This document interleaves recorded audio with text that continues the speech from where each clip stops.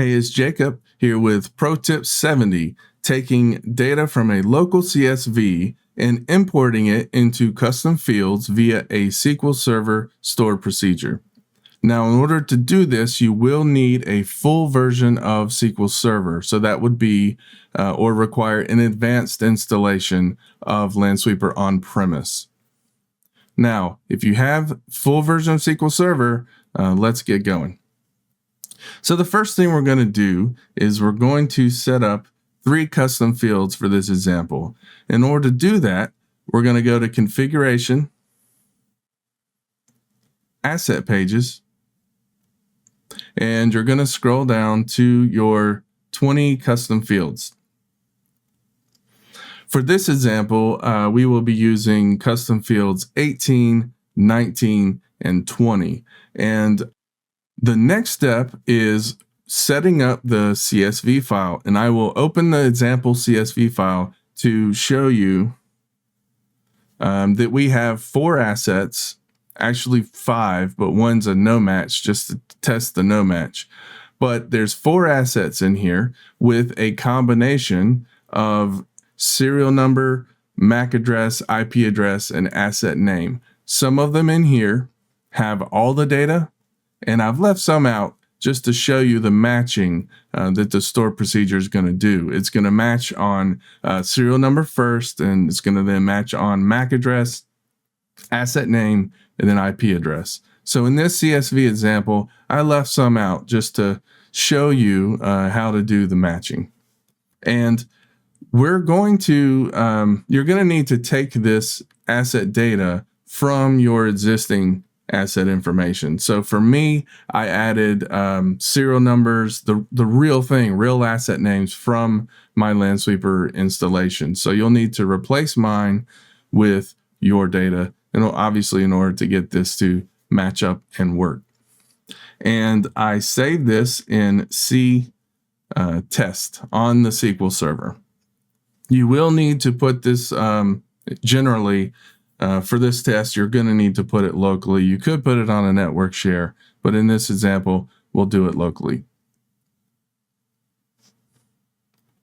The next step is you will connect to your Lansweeper on-premise SQL Server. So once you connect, and you will have to have the appropriate permissions to create stored procedures and execute stored procedures, and also to update tables, because we will be updating appropriate custom fields for the assets. So once you connected to the database, you're going to see Lansweeper DB. That's your database for on-premise. And in order to set up stored procedures, you're going to expand the database, go to Programmability, and you're going to go to Stored Procedures, and you're going to right-click and say New Stored Procedure. Now here in the stored procedure, they put some comments and they put some example code to get you going, but we're going to be deleting that. And we're going to be putting the stored procedure that I made into a little section here between the begin and the end. So I'm going to remove these 3 lines here. And I'm going to also remove the dummy data for the query, which will again leave us with begin and end. The next thing we're going to do is we're going to name the stored procedure. So right here, it does a create procedure, and you put in the name right here. And for this example, I chose Pro Tip 70 _ CSV to custom fields. And now we will take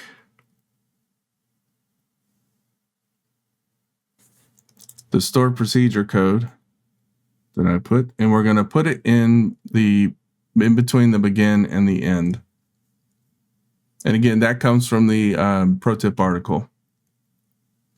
And just briefly, what this is doing is it's creating a temporary table. So the table's in memory. And you can tell it's a temporary table because it starts with the pound sign. That's a temporary table. And you are going to map the fields or actually create the fields in this temp table to then map it from the CSV.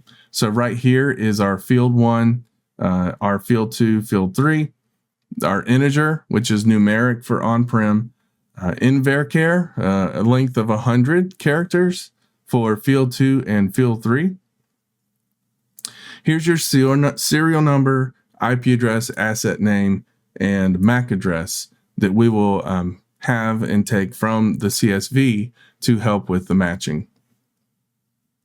The next step is really the bread and butter, and it's a command that not many people know about, and that is the bulk insert command. So the bulk insert command basically just loads up the CSV, and you set the first row and you set the data type of the CSV, which this code right here is for UTF-8, which is the common type in the US. You will need to look up some code page IDs if you have a different format for your CSV.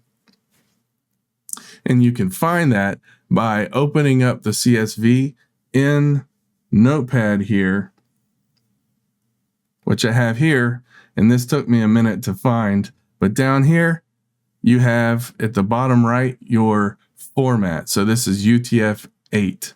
And if it isn't UTF-8, you can look up the code page ID, or you can do save as a UTF-8 in Notepad.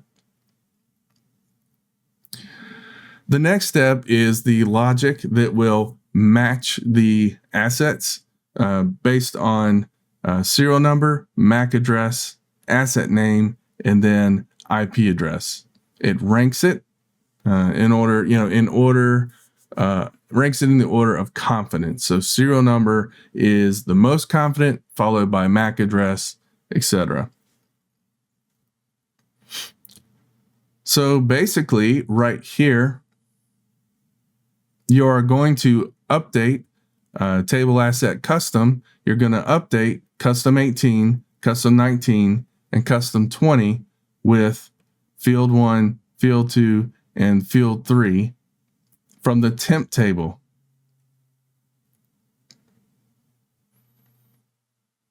And that's basically it. So right here, it reads from C test example CSV, which is where I placed this. And I will show you. Here is one of the assets in that CSV. And here's the custom fields. And we will execute. Well, first we'll create the stored procedure. I apologize. So once you create it, you'll execute it.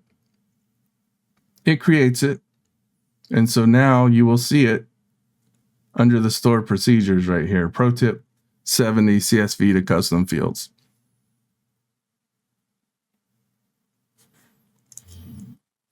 And now, in order to execute it,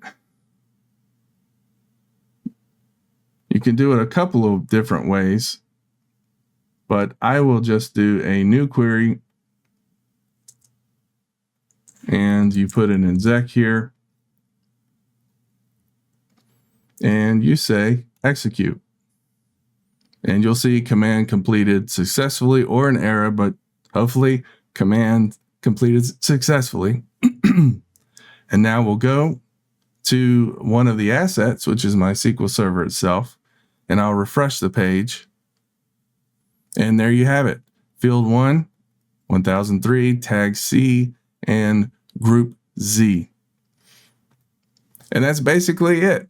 So what you can then do is you can set up a SQL agent job, which is down here. You can set up a job, and I will show you one here that I did for Veeam.